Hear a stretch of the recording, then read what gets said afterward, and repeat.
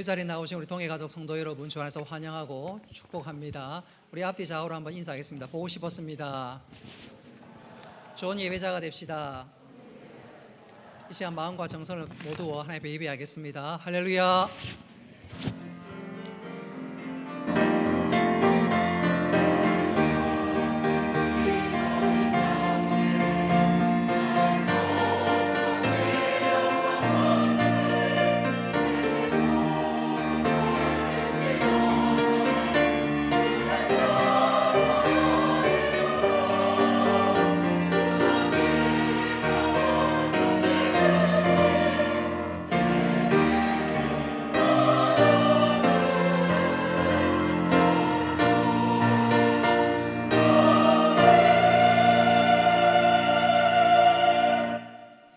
은혜로우신 아버지 하나님, 오늘 우리들에게 거룩한 주일을 허락하시고 주의 전에 나와 예배할 수 있도록 은혜 베풀어 주셔서 감사합니다.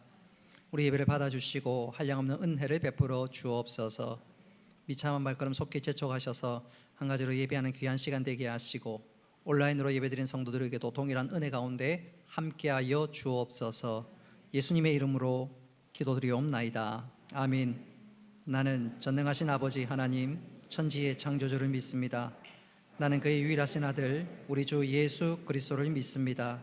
그는 성령으로 잉태되어 동정녀 마리아에게서 나시고 본디오 빌라도에게 고난을 받아 십자가에 못 박혀 죽으시고 장사된 지 사흘 만에 죽은 자 가운데서 다시 살아나셨으며 하늘에 오르시어 전능하신 아버지 하나님 우편에 앉아 계시다가 거기로부터 살아있는 자와 죽은 자를 심판하러 오십니다. 나는 성령을 믿으며 거룩한 공교회와 성도의 교제와 죄를 용서받는 것과 몸의 부활과 영생을 믿습니다. 아멘.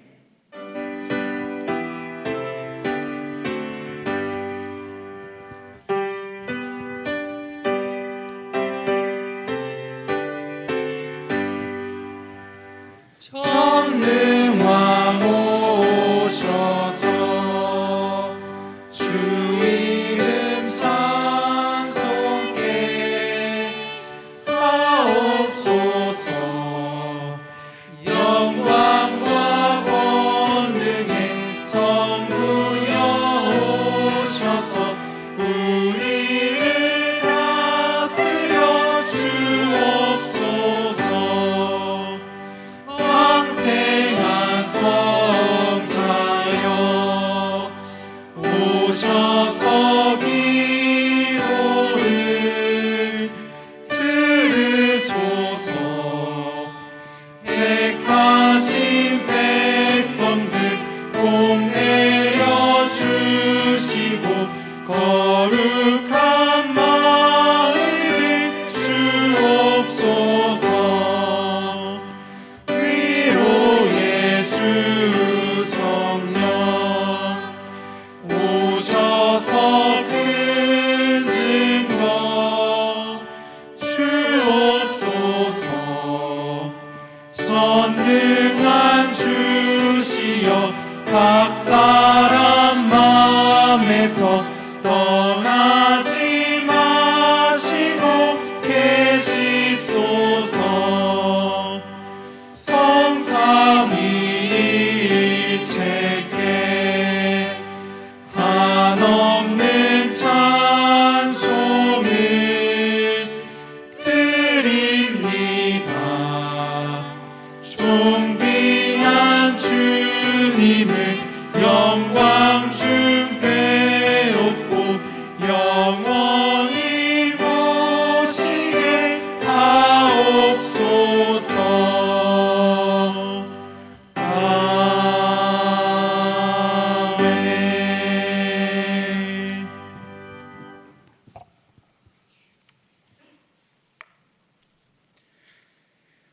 만유의 주가 되시는 여호와 하나님께 찬양과 경배를 올려드립니다.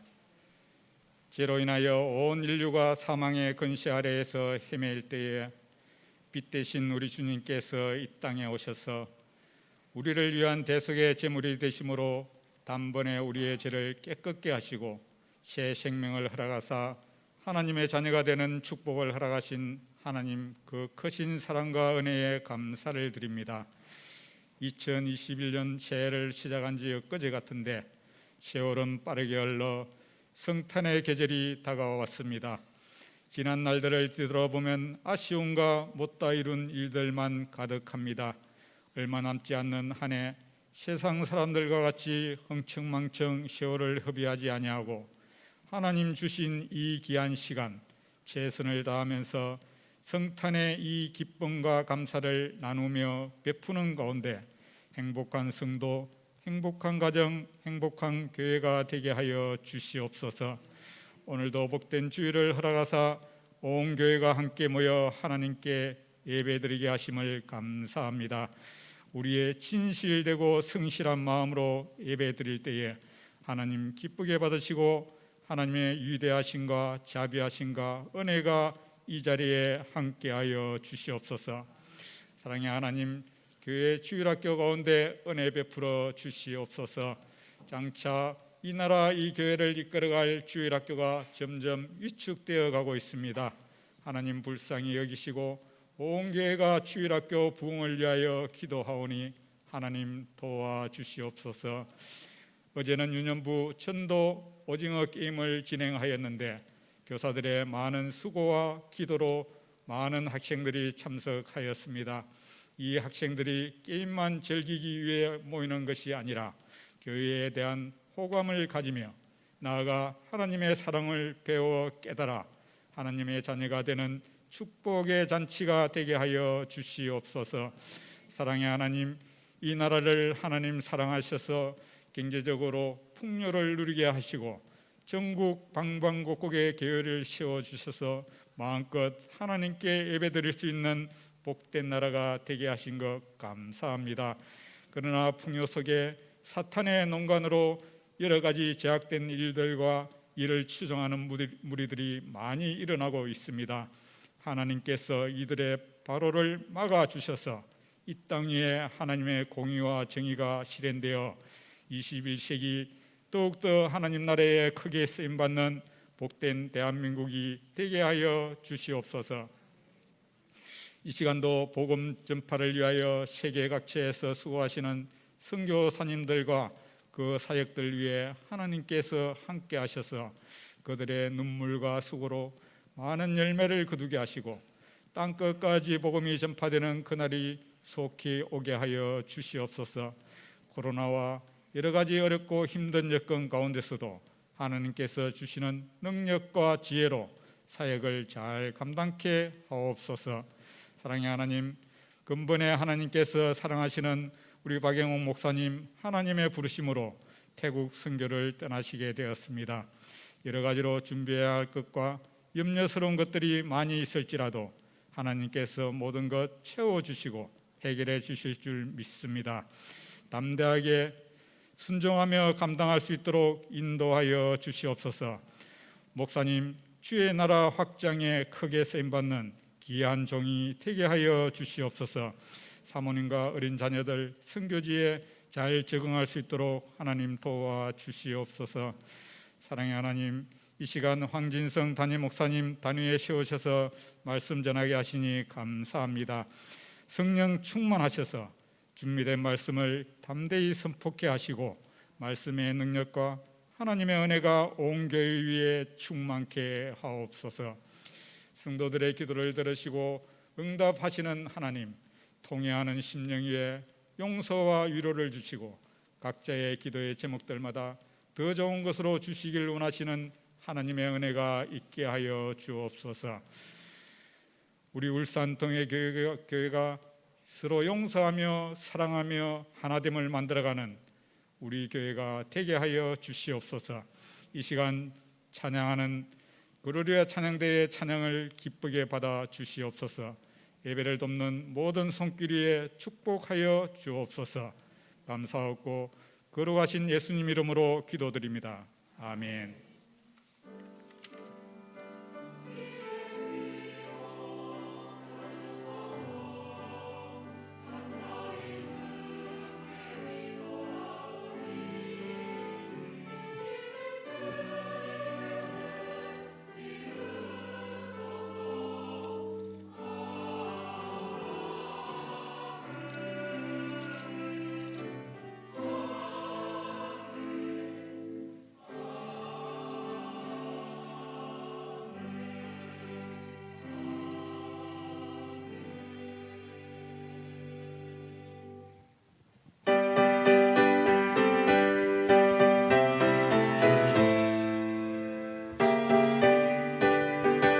치면서 찬양합시다. 내가 늘 의지하는 예수 나의 상처 입은 심령을 불쌍하게 여기사 위로하여 주시니 미쁘신 나의 좋은 친구 내가 의지하는 예수 나의 사모하는 친구 나의 기도 들으사 응답하여 주시니 미쁘신 나의 좋은 친구 주의 손을 의지하고 살 때 나를 해할 자가 없도다 주님 나의 마음을 크게 위로하시니 미쁘신 나의 좋은 친구 내가 의지하는 예수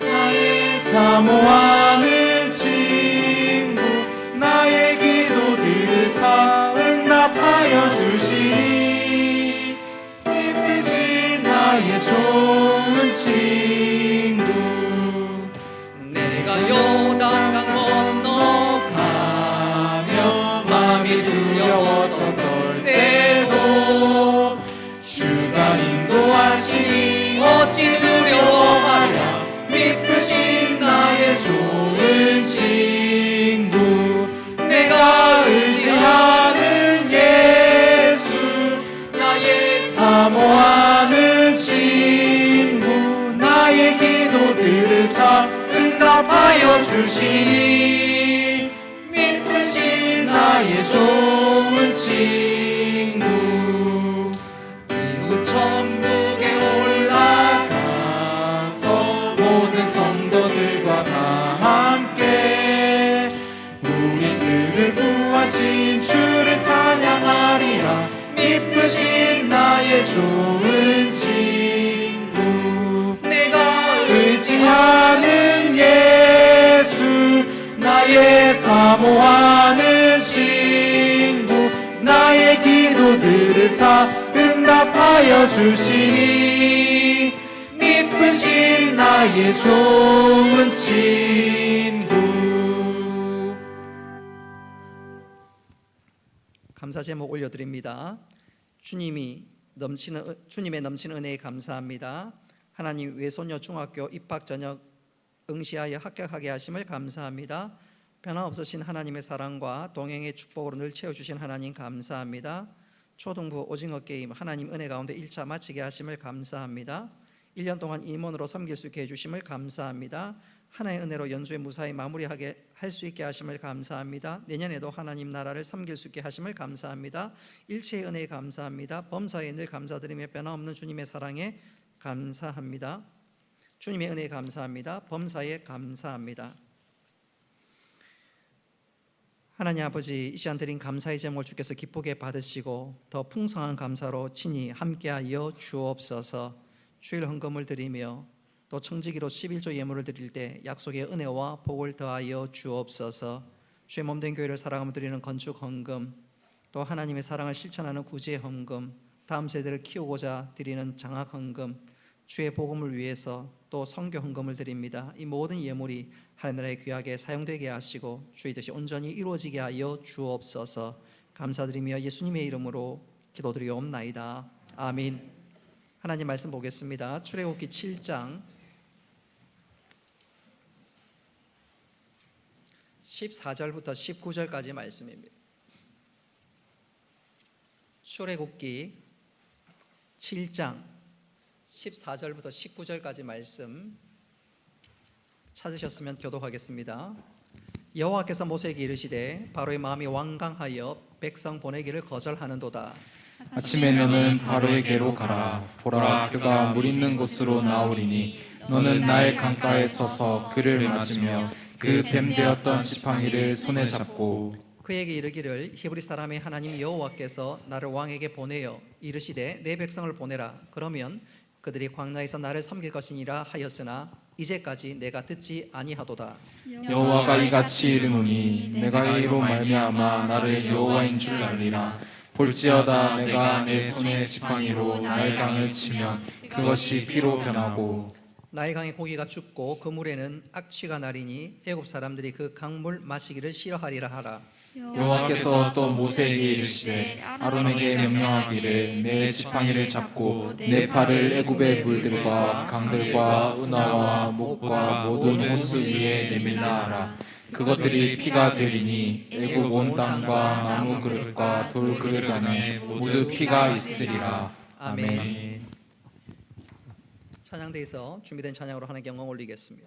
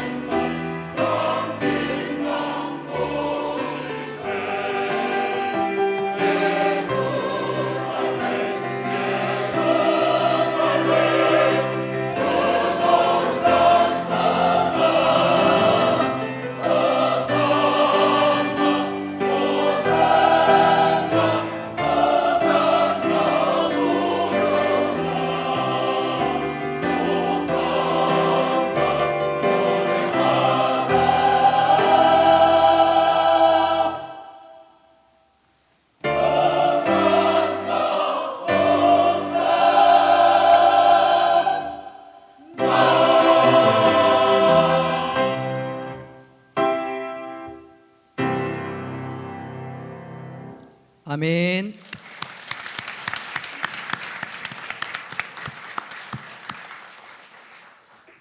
하나님께서 기쁘게 받으신 줄로 믿습니다. 우리 앞뒤 좌우로 믿음의 선포를 하겠습니다. 한번 따라합시다. 주여 말씀하옵소서. 주여 말씀하옵소서. 종이 듣겠나이다. 종이 듣겠나이다. 오늘 설교할 때 일부 예배 때 아멘이 평소 때보다 좀 적은 것 같아서 제가 그랬습니다.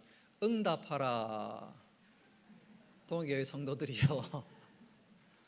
여러분 아멘 할 때 여러분 그 말씀이 내 말씀되고 그 말씀대로 하나님께서 우리 삶 가운데 책임지시고 역사하시는데 여러분 아멘 하는 거 여러분한테 영적으로 수지 맞는 일입니다. 그래서 아멘을 통해서 하나님께서 여러분 가운데 삶 가운데 역사하는 놀라운 은혜를 누릴 수 있기를 주님의 이름으로 축복합니다. 그래도 안 하시는 분 계시죠? 오늘 설교 제목이 10가지 재앙을 통해 자신을 계시하신 하나님입니다. 이 말씀을 통해서 오늘 말씀 하나님께서 우리에게 각자에게 세미하게 들려주시는 음성을 들을 수 있기를 바랍니다.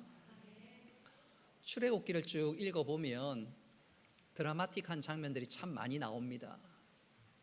그 중에 하나 또 대표적인 사건이 바로 10가지 재앙입니다. 이 사건을 읽어보면 굉장히 드라마틱하고 익사이팅하고 그래서 첫 번째 재앙이 끝나면 두 번째 재앙이 뭘까? 세 번째 재앙이 뭘까? 네 번째 재앙이 뭘까? 계속해서 성경을 넘기기에 바쁘고 하나님이 하신 일들을 믿음의 눈으로 목격하게 되지요. 사실 이 10가지 재앙은 신학교를 다니는 신학생들이 구약 시험을 칠 때 자주 나오는 시험의 내용 중에 하나입니다. 예컨대 10가지 재앙을 순서대로 기록하시오. 그럼 이제 적는 거예요. 그럼 신학생들은 대부분 첫 글자를 따서 이 10가지 재앙을 외웁니다. 피, 개, 이, 파, 악, 독, 우, 매, 흑장. 물론 개역 한글에서 개역 개정으로 봤기 때문에 악질, 독종이 돌림병과 악성 종기로 바뀌기는 했지만 어쨌든 열심히 외우고 또 딸딸딸 외워서 시험지에 답을 풀어갑니다. 이 10가지 재앙을 외우는 것보다 더 중요한 것이 왜 하나님께서 10가지 재앙을 내리셨는가? 바로 그것입니다. 이렇게 질문을 하면 대부분의 사람들은 이렇게 대답을 합니다. 그것이야 하나님께서 이스라엘 백성들을 출애굽하기 위해서 내리신 것 아닙니까? 또 그것을 통해서 바로와 이 애굽을 심판한 것 아닙니까? 예, 맞습니다. 그러나 그것보다도 훨씬 중요한 목적이 있습니다.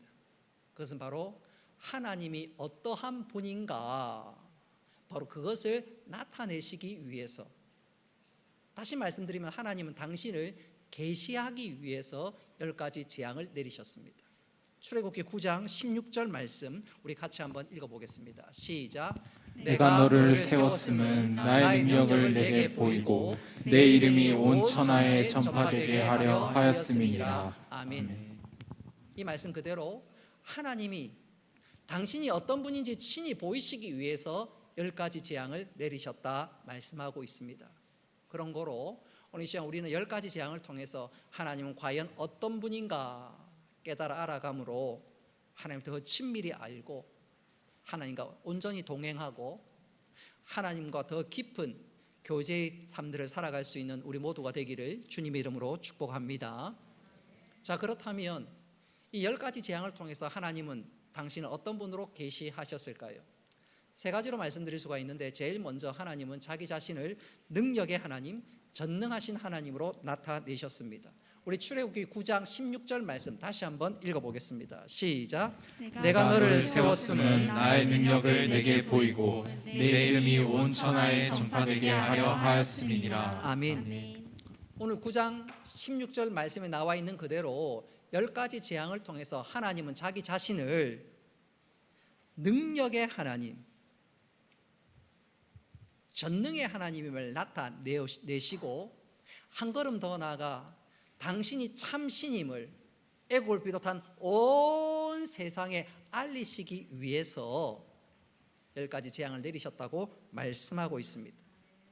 그도 그럴 것이 애굽 사람들은 온갖 잡신을 섬기는 다신론자들입니다. 그래서 이 10가지 재앙을 통해서 그들이 섬기는 신은 헛된 우상에 불과하고 하나님이 참신이다, 그것을 보이기 위해서 하나님이 10가지 재앙을 내리셨지요. 애굽 사람들이 섬기는 이 우상들, 우리들 눈에 보면은 헛된 우상에 불과하지만 당시 애굽 사람들은 이 신들이, 이 우상들이 자기들에게 복을 준다고 철석같이 믿고 있었습니다.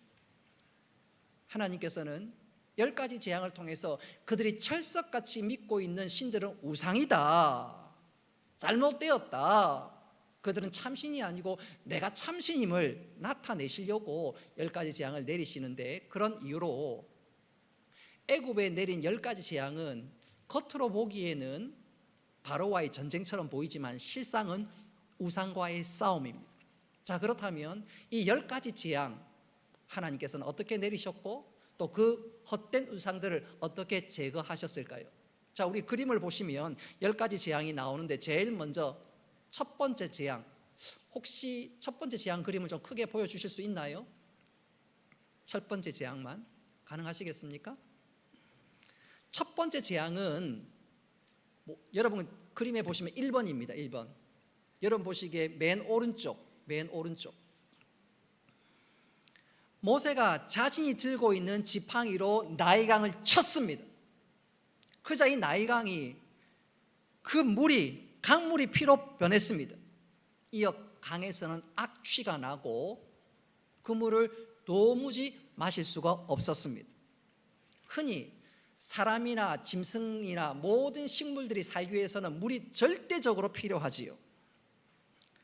이 나일강을 다스리는 신을 애굽 사람들은 하피라 그래서 절대적으로 섬기게 되었는데, 하나님께서는 그 나일강을 피로 만드시면서, 물을 피로 만드시면서 하피는 우상에 불과하고 진짜 생명은 하나님께서 주시는 분을 친히 보이셨습니다.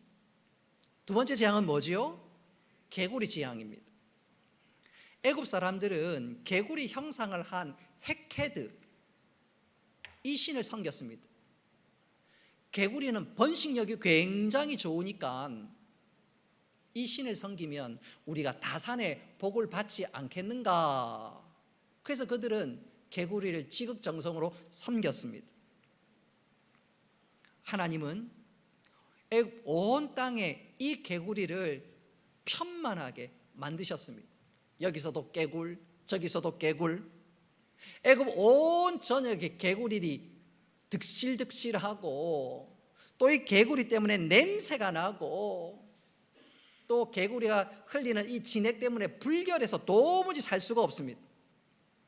개구리를 쳐다보기도 싫고, 개구리가 복을 주는 것이 아니라 오히려 불편하게 만드는 것을 그들이 확인하면서, 아, 복은 개구리가 주는 게 아니라 복은 하나님 손에 달려 있는 것이구나, 애굽 사람들이 깨치기 시작했습니다. 이후에 하나님께서는 세 번째 재앙으로 네 번째 재앙으로 파리, 그리고 여덟 번째 재앙으로 메뚜기를 주었습니다. 당시 애굽 사람들은 이 모양을 한 세트, 파리 모양을 한 와치트, 메뚜기 모양을 한 세라피스를 섬겼습니다. 이들은 땅을 지배하고 농작물을 다스리고 인간의 삶에 복을 준다고 그들은 생각했습니다.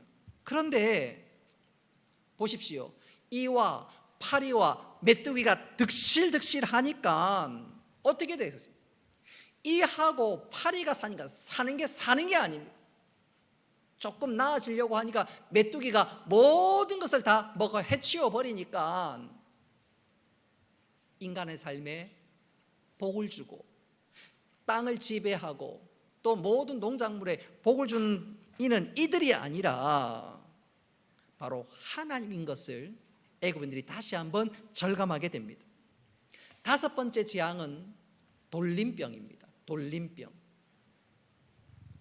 돌림병이 돌아서 모든 가축이 다 죽어나가니까 가축을 보호하는 것은 그들이 믿는 하솔이 아니라 하나님인 것을 애굽 사람들이 또 한 번 깨닫게 됩니다. 그리고 여섯 번째 재앙은 사람의 몸에 악성 종기가 납니다. 당시 애굽 사람들은 이 병을 치료하는 신을 세크메트라 그래서 그들을 섬겼는데 막상 종기가 나니까 이 신이 자기들에게 전혀 도움이 되지 않는 것을 절감하면서 치료하시는 분은 하나님이시구나 그들은 또한 깨닫게 됩니다. 그리고 일곱 번째, 우박이 쏟아지면서 그들은 농작물을 보호하고 다스리는 이가 오시리스로 알고 있었는데 알고 보니까 오시리스는 아무 힘도 없고 모든 것을 주관하시는 분은 하나님인 것을 그들이 절감하게 됩니다. 뿐만 아니라 아홉 번째, 애굽 온 땅이 캄캄했습니다. 애굽 사람들은 태양신 라를 섬겼는데 그 태양신조차도 하나님 앞에서 아무것도 아님을, 땅의 강명은 결국 하나님 손에 달려 있음을 그들은 또 한 번 깨닫게 됩니다. 그리고 마지막 열 번째 재앙, 장자가 죽임을 당하게 되는데 그 죽임이 당하는 그 사건을 통해서 생명의 주인은 하나님에게 있음을 애굽 사람들이 다시 한번 확인하게 됩니다. 이상해서 애굽 사람들 온갖 잡신과 우상을 섬기는데 그것은 다 헛되고 참신은 하나님임을 그들이 알게 되는 것이지요. 사랑하는 성도 여러분, 아무리 고대인들이라고 하지만 오래전 사람이라고 하지만 그들이 온갖 우상과 잡신을 섬기는 거 보면서 참 어리석다 그런 생각이 들지요. 그런데 실상은 오늘날 현대인들도 우상을 섬기고 있습니다. 마찬가지입니다. 자, 그렇다면 현대인들에게 있어서 우상은 과연 무엇일까요? 우상의 정의가 좀 필요한데 우상이라 함은 그것이 아니면 나에게는 살아갈 의미가 없다. 그것이 내 삶의 핵심 가치다. 그렇게 여기는 것이 우상입니다. 예컨대 나는 돈 없이는 못 산다. 내 인생의 가장 중요한 것은 돈이다. 돈이 없으면 나는 살아갈 가치가 없다. 그렇게 생각하면 나는 이미 돈 우상을 섬기고 있는 것이지요. 어떤 한 여인이 가난한 집안에서 자랐습니다. 돈이 없는 것이, 가난이 무엇인지 절감했습니다. 그래서 그녀 앞에 좋은 남자들이 나타났지만 눈 하나 까딱하지 않았습니다. 다 뿌리치고 결국은 사랑하지는 않지만 돈 많은 남자를 택했습니다.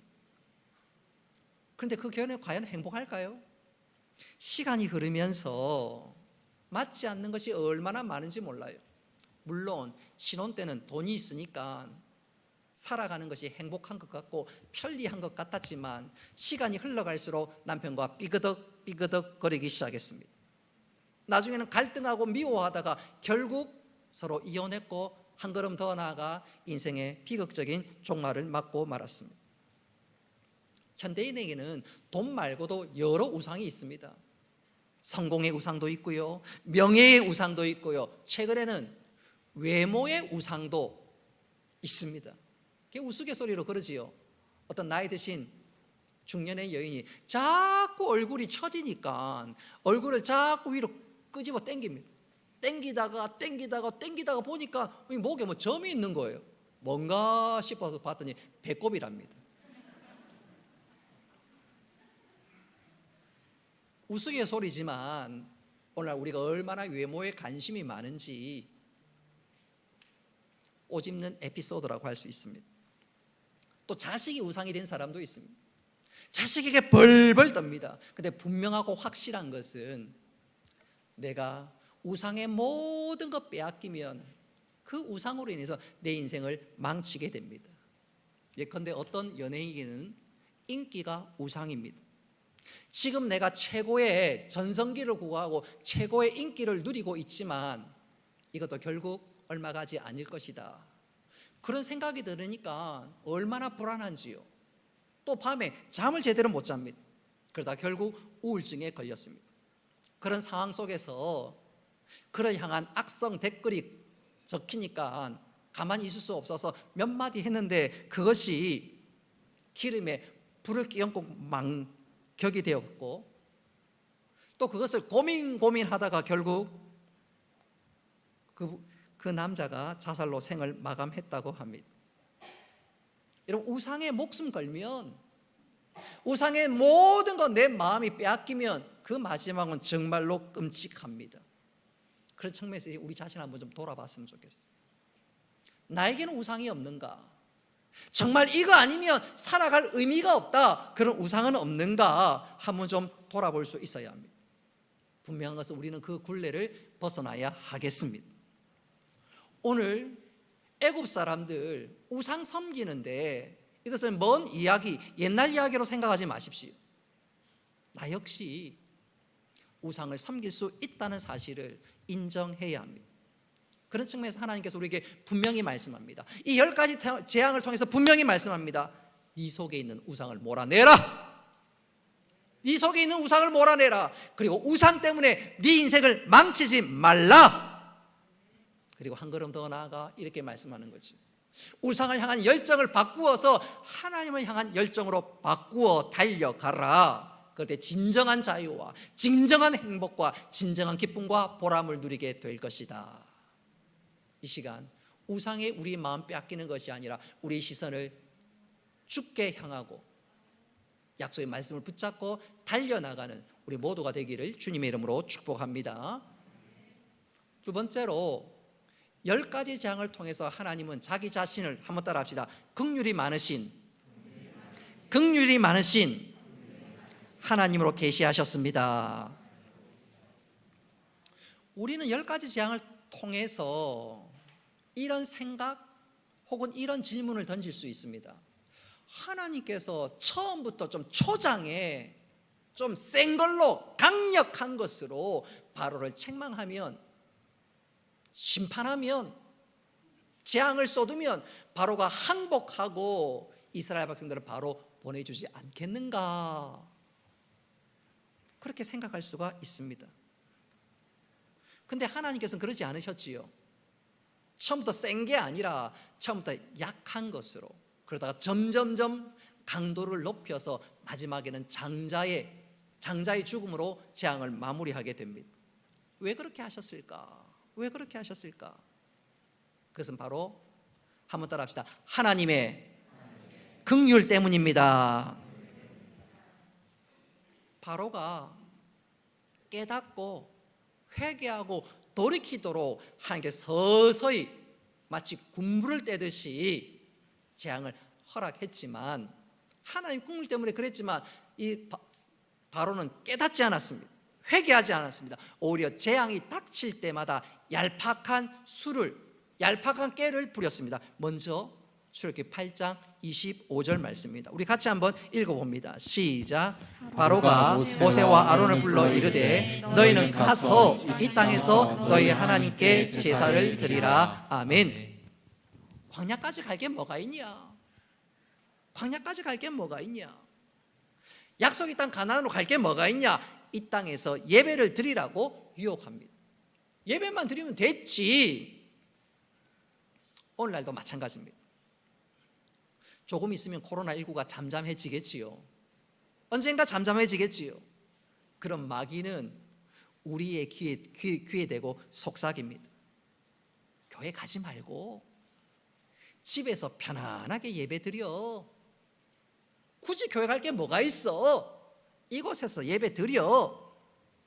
혹시 그런 생각이 들거든 정신 차립시. 그것은 바로 마귀의 소리입니다. 바로의 소리는 곧 마귀의 소리입니다. 여러분, 우리가 교회라는 곳은 예수님의 몸입니다. 건물이 아니라 교회는 예수 그리스도의 몸입니다. 우리가 하나님 앞에 예배하고 또 우리가 한마음 한뜻 되어서 주의 일을 하는 것이 중요합니다. 근데 집에 있으면 예배는 드릴 수 있을런지는 몰라도 하나님 기뻐하시는 일들을 제대로 할 수가 없지요. 이런 코로나가 잠잠해지거든. 지금 서서히 오미크론이 왔다는 말도 있지만 일부 전문가에 의하면 그것은 코로나19가 거의 맞춰가는 일종의 신호다, 그렇게 이야기하는 사람도 있습니다. 어쨌든 코로나19가 잠잠해지거든 여러분 내 마음속에서 마귀가 속삭일 때 집에서 예배드려 속지 말고 나와 예배하고 함께 한 몸 이루어서 주의 일들을 잘 감당해 나가는 우리 모두가 되기를 바랍니다. 모세가 넘어가지 않자 바로가 또 유혹합니다. 우리 출애굽기 8장 28절 말씀 같이 읽겠습니다. 시작. 바로가 이르되 내가 너희를 보내리니 너희가 너희 하나님 여호와께 광야에서 제사를 드릴 것이나 너무 멀리 가지는 말라. 광야 그건 좋아. 근데 너무 멀리는 가지 마. 쉽게 얘기하자면 사명을 잃게 만듭니다. 사명을 잃게 만듭니다. 예배만 드리고 아무것도 하지 마. 아무것도 하지 마. 여러분 속지 말아야 합니다. 모세가 넘어가지 않자 이번에 바로가 또 한 번 유혹의 손짓을 합니다. 출애굽기 10장 10절로 11절 말씀 같이 한번 읽어보겠습니다. 시작. 바로가 그들에게 이르되 내가 너희와 너희 어린아이를 보내면 여호와가 너희와 함께함과 같으리라. 보라 그것이 너희에게 나쁜 것이니라. 그렇게 하지 말고 너희 장정만 가서 여호와를 섬기라. 이것이 너희가 구하는 바니라. 이에 그들이 바로 앞에서 쫓겨나리라. 아멘. 모세야 너와 어른들 가도 좋은데 어린아이는 두고 가. 타협안을 제시합니다. 오늘날로 표현한다면 주일학교 그 신경 쓰지 마. 너만 신앙생활 잘하면 되지. 아닙니다. 우리도 신앙생활 열심히 잘해야 되지만 다음 세대를 돌아보고 양육하고 거기에 재정을 아끼지 않는 것 꼭 기억할 수 있어야 되겠습니다. 모세가 그래도 넘어가지 아니하니까 바로가 이번엔 더 교활한 수를 씁니다. 우리 출애굽 10장 24절 말씀 같이 한번 읽어봅니다. 시작. 바로가 모세를 불러서 이르되 너희는 가서 여호와를 섬기되 너희의 양과 소는 머물러 두고 너희 어린 것들은 너희와 함께 갈지라. 아멘. 가축을 볼모로 삼고 있습니다. 보내긴 보내는데 가축을 보내지 않겠다고 합니다. 무슨 말이냐? 하나님을 잘 섬겨. 근데 그 하나님은 반쪽의 하나님이야. 복을 주시지 않는 하나님이야. 무책임한 하나님이야. 하나님을 오해하게 만듭니다. 바로는 끊임없이 얄팍한 수로 하나님의 백성들을 흔들어 놓고 있습니다. 바로 이 순간 우리가 출애굽기 10가지 재앙을 쭉 읽으면서 순간 이런 마음이 들어요. 아이고 이 악랄하고 얄팍하고 교활한 이 바로 녀석, 이 못된 놈 하고 당장에 장자의 죽음 처음부터만 내릴 것 같은데 그러지 않았습니다. 우리 하나님 그러지 않았어요. 처음부터 가벼운 것부터 시작해서 점점 무거운 것으로 진행하고 있습니다. 원수 같은 바로를 참고 기다리고 있습니다. 기다리고 있어요. 우리가 이것을 주목해야 합니다. 따라합시다. 나의 하나님은 긍휼의 하나님이십니다. 죄인도 불쌍히 여기시는 하나님, 긍휼히 여기시는 하나님, 그 하나님이 바로 나의 하나님이십니다. 여기서 우리가 중요한 것이 있는데, 명심해야 될 것이 있는데, 여러분 출애굽기에 등장하는 이 10가지 재앙을 먼 옛날 이야기로 생각하지 마십시오. 요한계시록을 읽어보면 이 10가지 재앙과 거의 똑같은 재앙이 나옵니다. 말세에 장차 임할 심판에 보면 이 같은 재앙이 나옵니다. 요한계시록 8장과 9장과 11장에 이와 똑같은 10가지 재앙이 임하게 되는데, 여러분 요한계시록이 우리들에게 주는 중요한 경고의 내용이 뭘까요? 장차 임할 말세의 심판이 있으니 너희들은 깨어있으라, 깨어있으라, 대비하라. 바로 그것이지요. 여러분 우리가 진짜 이 시대를 살아가면서 말세인 것을 절감합니다. 예수님이 부활 승천하시고 난 이후에 우리 주님이 언제든지 이 땅에 오실 수 있기 때문에 예수님이 부활 승천하신 이후에 모든 시간은 다 말세입니다. 언제든지 오실 수 있기 때문에, 죽음이 우리에게 언제든지 닥칠 수 있는 것처럼 주님이 언제든지 오실 수 있기 때문에 주님이 부활 승천하신 그 이후에 모든 시간은 말세입니다. 근데 그 말세 가운데도 지금이 말세지 말, 진짜 말세라고 우리가 절감하지요. 코로나19를 겪으면서 야, 진짜 주님 곧 오시겠네, 절감합니다. 요한계시록에서 등장하는 심판이 혹 이거 아닌가 생각하면서 주님 곧 오시겠네, 그런 생각을 합니다. 그도 그럴 것이, 전 세계에 코로나 확진자가 2억 4천만 명이 나왔고 그 가운데 약 500만 명이 죽어나갔습니다. 인류 역사상 이런 끔찍한 일들은 별로 없는데, 이런 일들을 우리가 겪고 경험하면서 진짜 말세지말이 아닌가 절감합니다. 그럼에도 불구하고 우리 주님께서 왜 금방 오시지 않는가, 재림하시지 않는가? 그 이유는 주님이 참고 기다리시는 거죠. 한 사람이라도 회개하고 돌이키기 위해서 주님이 참고 기다리는 것입니다. 베드로후서 3장 9절 말씀 우리 같이 한번 읽어보겠습니다. 시작. 주의 약속은 어떤 이들이 더디다고 생각하는 것 같이 더딘 것이 아니라 오직 주께서는 너희를 대하여 오래 참으사 아무도 멸망하지 아니하고 다 회개하기에 이르기를 원하시느니라. 아멘. 여기서 우리가 주목해야 될 단어가 오래 참으사입니다. 영어 성경은 이 오래 참으사를 오래 고통하는 것, 그렇게 번역을 했습니다. 주님은 그저 참는 것이 아니라 고통하면서 참고 있다는 사실입니다. 지옥으로 떠내려가는 사람을 보면서 너무너무 가슴이 아파서 한 사람이라도 돌아오기를 기다리고 있는 것이지요. 여러분, 우리가 오늘 출애굽기 10가지 재앙을 보면서 이 주님의 마음, 이 마음을 우리가 배울 수 있어야 합니다. 그럴 때 우리 마음에 하나님의 사랑을 전하고자 하는 마음이 불같이 일어나게 되는 것이지요. 여러분, 이 10가지 재앙을 과거의 말씀으로 생각하지 말고 요한계시록에 기록되어 있는 말씀을 기억하면서 하나님의 말씀을 품으면서, 마음을 품으면서, 그래, 내가 하나님 기대대로, 하나님 마음대로, 마음 읽은 그대로 주여 저를 통해서 주의 복음이 증거되게 하시고 한 영혼이라도 저를 통해서 주 앞으로 돌아오게 하옵소서. 우리의 고백과 다짐과 결단이 될 수 있기를 주님의 이름으로 축복합니다. 마지막 세 번째로 10가지 재앙을 통해서 하나님은 자신을 어떻게 계시하셨을까요? 한번 따라 합시다. 하나님은 신실하신 하나님이십니다. 우리 출애굽기 3장 7절로 8절 말씀 같이 한번 읽어보겠습니다. 시작. 여호와께서 이르시되 내가 애굽에 있는 내 백성의 고통을 분명히 보고 그들의 감독자로 말미암아 부르짖음을 듣고 그 근심을 알고 내가 내려가서 그들을 애굽의 손에서 건져내고. 아멘. 여기서 우리가 주목해야 될 단어가 세 가지입니다. 보고, 보십시오. 듣고, 알고.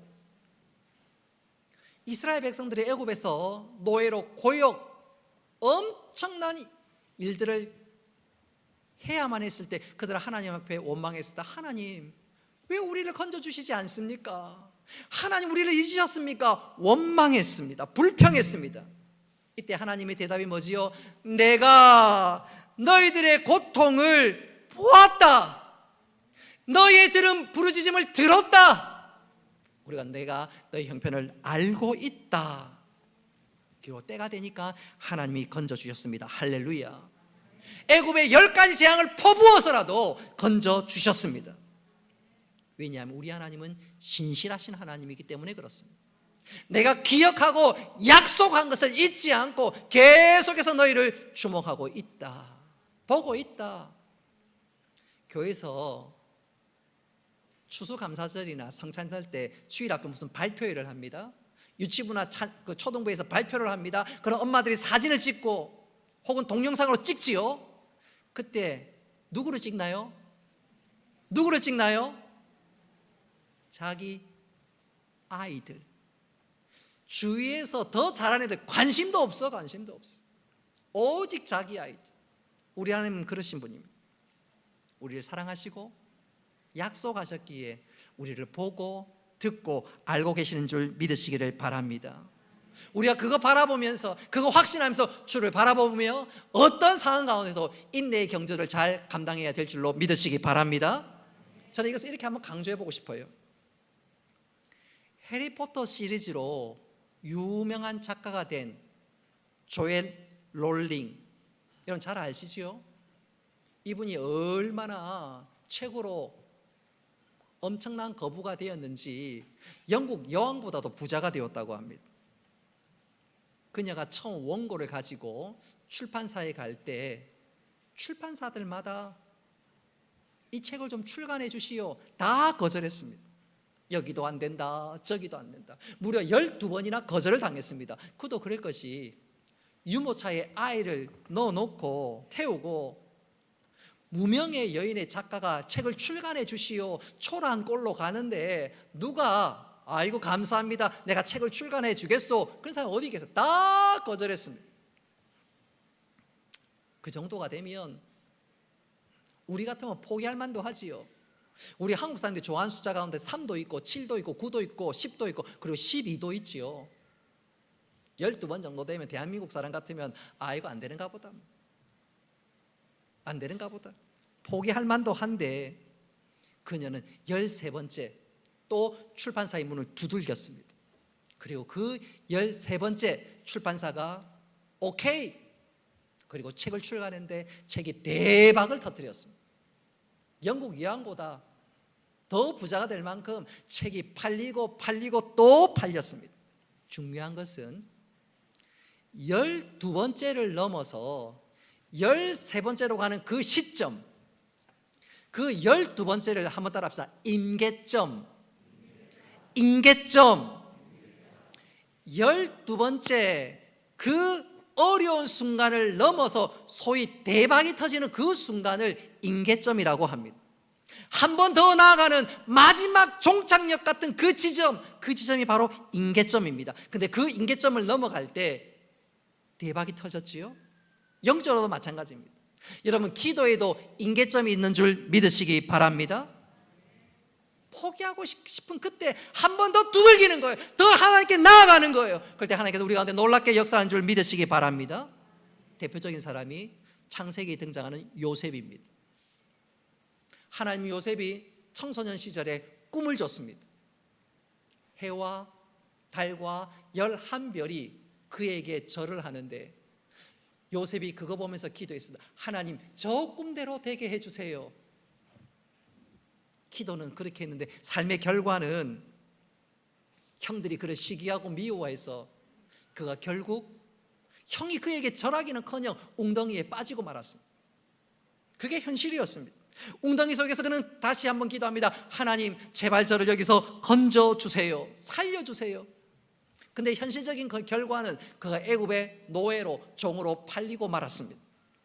종으로 살면서 하나님, 이곳에서 건져주세요, 좀 도와주세요, 인도해 주세요. 결과는 누명을 쓰고 감옥에 갇히고 말았습니다. 감옥에서 정말 답답한 마음으로 하나님 도와주세요. 술 간언을 통해서 하나님, 제가 술 간언 꿈 해석해주고 해석해준 대로 그대로 응답받았는데 하나님, 저 술 간언을 통해서 석방되게 해주세요. 결과는, 현실은 술 맡은 간언이 그를 잊어버렸습니다. 요셉은 지난 13년 동안 부르짖고 기도하고 또 간구했지만 하나님께서 그를 외면한 것 같습니다. 아무 응답이 없습니다. 13년 동안. 그러나 요셉은 포기하지 않았습니다. 할렐루야. 그는 기도의 임계점을 정하지 않고 또 기도하고 또 기도했습니다. 드디어 하나님께서 역사하시는데 어느 날 바로가 꿈을 꾸었습니다. 도무지 바로의 꿈을 해몽해 주는 사람이 없습니다. 그때 요셉이 하나님께 기도합니다. 하나님, 제가 저 꿈을 해몽할 수 있도록 주여 도와주옵소서. 하나님께서 그 기도를 들으셨습니다. 그리고 그 기도 응답을 통해서 하나님께서 순식간에 요셉을 애굽의 총리로 삼아 주시는데, 요셉이 포기하지 않고 하나님 주신 꿈을 가지고 기도하고 기도했더니 하나님께서 역사하셨습니다. 그에게는 임계점이 없었습니다. 포기하지 않았습니다. 그 임계점을 넘어 하나님 앞에 더 가까이 나아갔더니, 한 걸음 더 내딛었더니 하나님께서 응답해 주셨습니다. 그러나 하나님은 신실하신 하나님, 말씀하신 거 반드시 책임지는 거 믿고 포기하지 않고 기도했더니 하나님께 그대로 역사해 주셨습니다. 여러분, 하나님은 신실하신 하나님인 줄 믿으시기를 바랍니다. 여러분, 임계점에서 머물지 말고 한 걸음 더 내딛을 수 있기를 바랍니다. 응답 안 된다고 해서 포기하지 말고, 조앤 롤링은 13번째 나아갔어요. 요셉은 13번째가 아니라 13년 동안 응답이 없었지만 또 한 걸음 나아갔습니다. 하나님 응답이 없네요. 목사님 나 왜 이럴까요? 여러분 낙심하지 말고, 하나님 알고, 하나님은 보고 듣고 아시는 신실하신 하나님인 줄 믿으시기를 바랍니다. 하나님께서 반드시 우리 가운데 역사하시고 은혜를 베푸셔서 나의 눈물과 한숨과 염려가 변하여 감사와 간증거리로 역사해 주실 것입니다. 말씀을 맺도록 하겠습니다. 오늘 하나님께서는 애굽의 10가지 재앙을 통해서 당신이 어떤 분인지 친히 보여주셨습니다. 여러분, 우리가 하나님을 잘 알아야 합니다. 그럴 때 하나님과 동행하며 동행하는 가운데 믿음의 승리를 얻을 수 있기 때문입니다. 그렇다면 하나님 과연 어떤 하나님이십니까? 우리 하나님은 전능하신 하나님이십니다. 우리 하나님은 긍휼이 많으신 하나님이십니다. 우리 하나님은 신실하신 하나님입니다. 이 하나님이 나의 하나님인 것 기억함으로, 이 하나님 내 신비에 고백하며 품음으로 우리가 믿음의 경주 흔들리지 않고 잘 감당하는 가운데 우리 삶 가운데 날마다 감사와 간증거리가 펼쳐질 수 있기를 주님의 이름으로 축복합니다. 기도하겠습니다. 하나님 아버지, 오늘 주신 말씀 그대로 하나님을 더 열심히 알아가는 저희들 되게 하여 주옵소서. 전능하신 하나님, 긍휼이 많으신 하나님, 신실하신 하나님을 고백하며 이 믿음의 경주를 감당하는 가운데 주의 놀라운 은혜와 역사를 경험하며 누리며 감사할 수 있는 저희들 되게 하여 주옵소서. 하나님 홀로 영광 받으시며 예수님의 이름으로 기도드리옵나이다. 아멘. 이 시간에는 박형옥 목사님 나와서 선교 인사하도록 하겠습니다.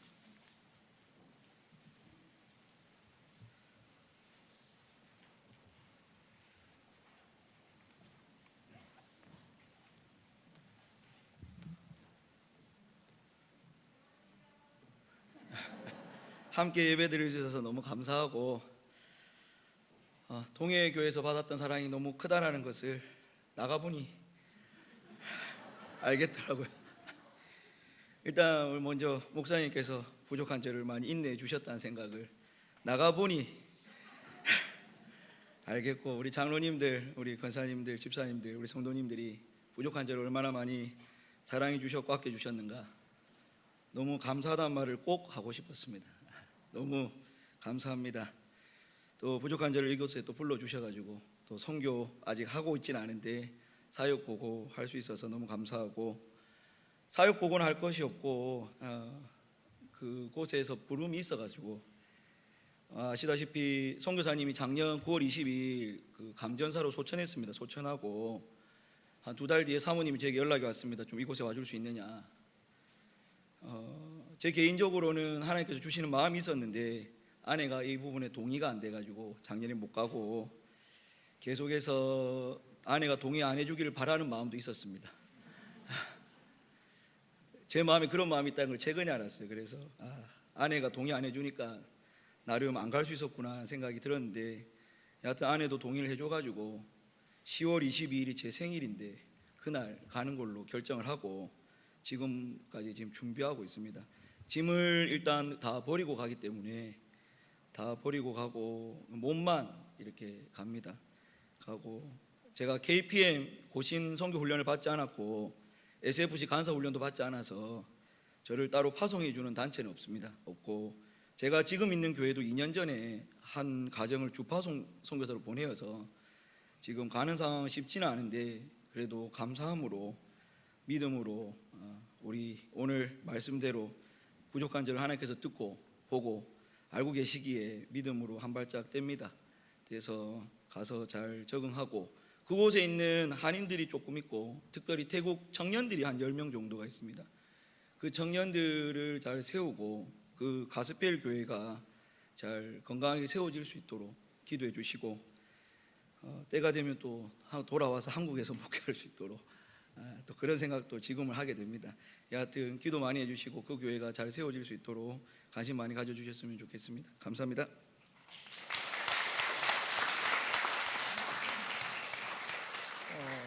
박 목사님이 가시는 거는 뭐 그곳에서 뼈를 묻겠다 그런 것은 아니고요. 그 홍정은 선교사님이 돌아가시면서 그 자리에 누군가가 있어야 되는데 아무도 가지 않습니다. 야구로 치면 핀치 히터가 되고 구원 투수가 되는 거죠.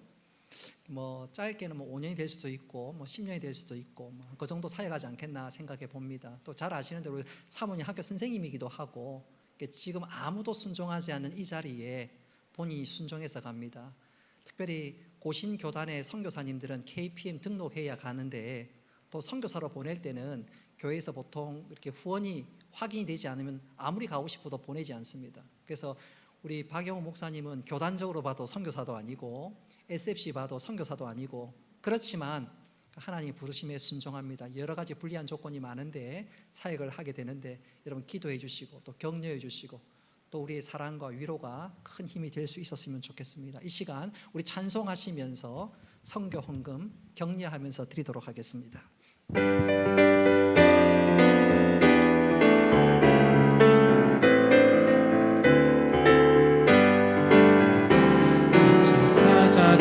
사자들이여서 가서 어둠을 물리치고 주의 진리 모르는 백성에게 복음의 빛 비춰라. 빛의 사자들이여 복음의 빛 비춰라. 죄로든 밤 밝게 비춰라. 빛의 사자들이여 선한 사역 위하여 힘을 내라. 주 함께 하시니네 주의 크신 사랑을 전파하며 복음의 빛 비춰라. 빛의 사자들이여 복음의 빛 비춰라. 죄로운 밤 밝게 비춰라. 빛의 사자들이여 주님 부탁하신 말 순종하여 이 진리 전파하라. 산을 넘고 물 건너 힘을 다해 복음의 빛 비춰라. 빛의 사자들이여 복음의 빛 비춰라. 죄로운 밤 밝게 비춰라. 빛의 사자들이여 동서남북 어디나 땅 끝까지 주님만 의지하고 눈 어두워 못 보는 백성에게 복음의 빛 비춰라. 빛의 사자들이여 복음의 빛 비춰라. 죄로운 밤 밝게 비춰라. 빛의 사자들이여. 교회 소식 전하도록 하겠습니다. 주보를 참고하시기를 바랍니다. 오전 예배 마치고 정기 재직회가 있습니다. 이후에 당회가 있습니다. 봉사 자원서 오늘까지 별지 창고에서 신청해 주시는데 교회 차량 봉사하시는 분이 턱없이 부족합니다. 턱없이 부족해요. 차량 봉사가 좀 원활하게 되어야 멀리 있는 분들 오고 가고 또 좀 불편하신 분들 좀 도움 줄 수가 있는데 여러분 차량 봉사 좀 많이 신청해 주셨으면 좋겠습니다. 교사 하고는 싶은데 좀 자신이 없으신 분들 또 박형 목사님처럼 그 대타로 내가 좀 뛰어야 되는데 뭐가 좋을까 그러면 차량 봉사 꼭 좀 신청해 주셔서 좀 원활하게 진행될 수 있도록 협조해 주셨으면 좋겠습니다. 성경 읽기 419독을 했고요. 저는 이번 주 수요일 날 우리 부교역자들과 함께 울산 신학 포럼 참석하게 되고 또 저녁에는 울산 갈릴리교회 조성진 목사님 위임식이 있는데 축사하는 시간을 갖습니다. 기도해 주시길 바랍니다. 마지막에 현수막을 한번 좀 보십시오. 현수막을 보시면 내년에 교회에서 여러 가지 행사들을 좀 많이 합니다. 우리 당의원들과 함께 의논하고 또 여러 가지 결정 중에 하나가 내년에 좀 코로나19가 끝날 수도 있고 혹 진행될 수도 있지만 내년에 우리가 좀 집중해서 주일학교를 비롯해서 또 우리 교인들에게 좀 여러 가지 좀 힘을 낼 수 있도록 좀 행사를 좀 갖자. 그래서 내년에 좀 수천만 원 들여서 행사를 갖습니다. 그 중에 하나가 12월 1월 달에 주일학교 교사 강습회를 하게 되는데 참고로 1월 달에 보시면 교사 강습회에서 해운대 교회 이준탁 목사님 교육 디렉터인데 저분을 초청하는 것이 정말로 어려운데 부탁하고 읍소하고 또 여러 가지 루트를 통해서 막 해서 이제 겨우 이제 저분을 저 시간 맞춰서 초청했습니다. 저분이 어떤 분이냐면 군산에 가면 드림교회가 있는데 여러분 놀라지 마십시오. 그 장년이 1,500명입니다. 1,500명입니다. 그 군산 그 시골은 아니지요. 뭐 어쨌든 조금 작은 도시인데 더 놀라운 것은 어른이 1,500명인데 주일학교 학생이 1,500명입니다. 대한민국에 이런 교회가 없어요. 그때 그 일을 했던 교육 담당 목사님이 바로 저분입니다. 그러니까 저분은 막 전국적으로 뭐 강의 뭐 요청이 쇄도하는데 모시기가 정말 어렵습니다. 그래서 제가 우리 고신교단에 교육위원회가 있는데 총수장이 제가 좀 잘 아시는 분이죠. 저분을 통해서 또 고신대 기독교 교육학과 교수님을 통해서 여러 루트를 통해서 부탁하고 읍소하고 그래서 저분이 시간을 빼서 겨우 빼서 저 시간 맞췄습니다. 그래서 우리 주일학교 교사들 강의 들으면 실제적인 도움이 됩니다. 실제적인 도움. 어떻게 가르칠 것인가, 무엇을 가르칠 것인가, 또 어떻게 가르치고 또 어떻게 카톡을 주고받고 실제적인 거, 뭐 논리적인 거 그런 거 아니라 실제적인 거. 또 뿐만 아니라 자기가 군산에서 어떻게 했는지 시스템도 딱 보여줄 거예요. 큰 도움이 될 것 같고요. 또 12월 달에 총신대 함영주 교수님, 저분은 우리 고신교단에 총회 교육원이 있는데 교육 원장님한테 제가 개인적으로 굉장히 잘 압니다. 대한민국에서 제일 잘하는 사람이 누구냐? 이론적으로 실무적으로 가르치면서 제일 잘하는, 현장에서도 교육을 하는 제일 잘하는 사람이 누구냐? 바로 저분 나왔어요. 저분도 모시기가 쉽지 않습니다. 1시간 강의하는데 예를 들어서 100만 원 줘도 안 갑니다. 못 갑니다. 데리고 올 수가 없어요. 근데 어찌해서 시간을 짜내서 전화를 만들었습니다. 그래서 우리 교사들 이번 12월 달, 1월 달 대한민국 최고의 강사를 모시고 은혜 받습니다. 큰 도전과 열심히 될 수 있기를 바라고요. 어제 초등부에서 전도회 일환으로 오징어 게임을 했어요. 오징어 게임. 무궁화 꽃이 피었습니다 하고 또 달고나 하고. 어제 2층에요. 달고나 탄내가 얼마나 많이 났는지 몰라요. 근데 저는 그 냄새가 향기로 느껴졌습니다. 향기로. 아이들이 침 질질 흘려가면서 막 이뻐 죽겠어요. 평소 때보다 엄청나게 많이 왔어요. 50에 하나 감한 아이들이 왔어요. 그리고 오늘도 좀 아이들 많이 왔습니다. 교사들이 힘도 나고요. 다음 주 토요일은 더 온답니다. 이것이 이어져서 성탄절까지 이어지면 이제 초등학교 또 우리 초등부 좀 많이 힘을 낼 수 있는데 이것이 또 바탕이 되어서 유치부도 그렇고 중고등부 학생들도 그렇고 그래서 우리 교사들도 격려도 하고 힘도 내고 또 교사들 은혜 받으라고 또 저것도 있습니다. 또 하나가 있는데 여러분 또 한번 보십시오. 1월 14일부터 15일까지 2030 해피데이가 있습니다. 우리나라 최고의 가정사역자가 송기론 목사님입니다.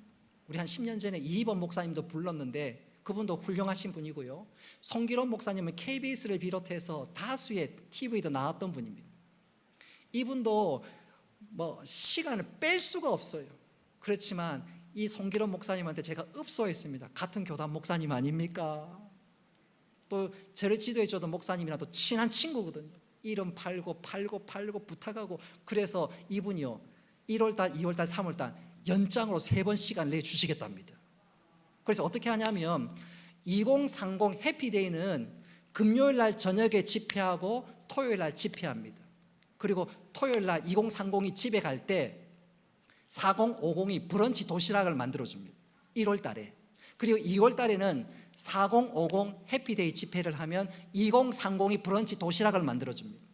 그리고 3월달에는 6070 실버들을 위한 또 가정 집회를 합니다. 그러면 그때는 2030, 4050이 브런치를 만들어줍니다. 재미있는 것은 코로나19 때 부흥회를 할 수가 없잖아요.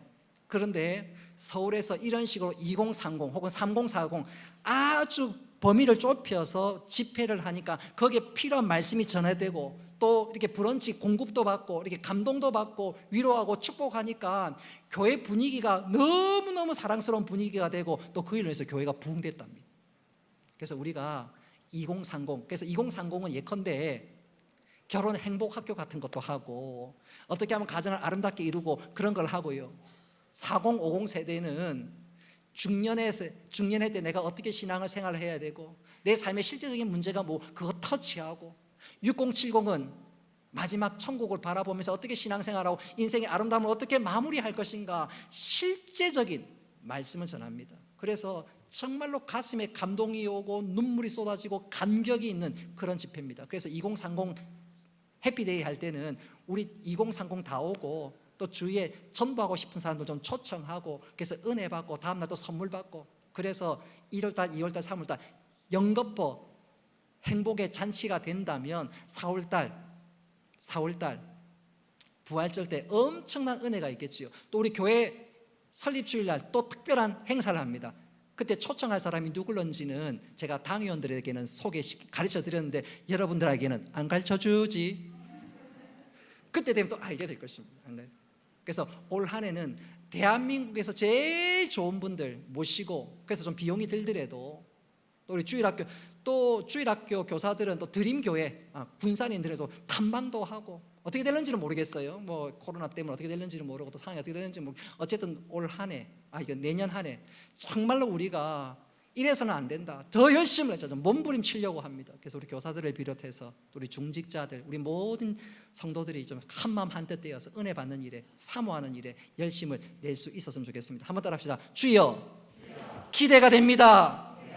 말씀하옵소서.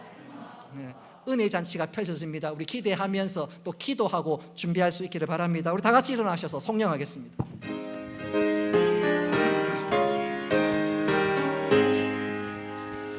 만복의 근원 하나님 온 백성 찬송 드리고 저 천사여 찬송하세 찬송 성부 성자 성령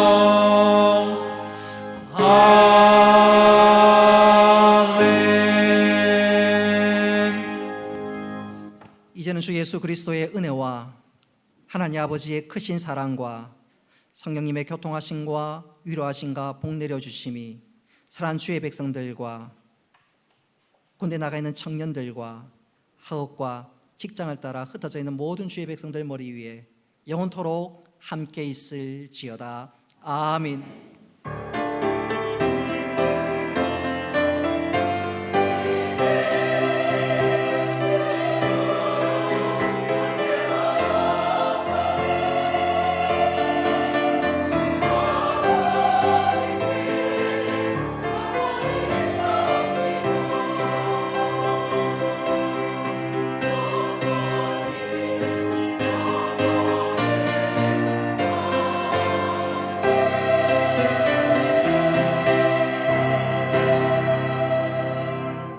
예, 마쳤습니다. 우리 박영욱 목사님과 우리 사모님 앞에 나와서 우리 좀 축복송 했으면 좋겠습니다.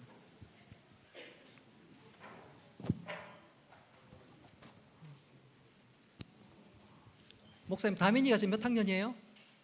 4학년입니다. 예. 이제 다민이가 아니라 이제 아가씨가 됐어요. 우리 박 목사님 살이 좀 빠진 것 같지요? 예. 우리 사랑하는 마음으로 축복을 담아 축복송 하겠습니다.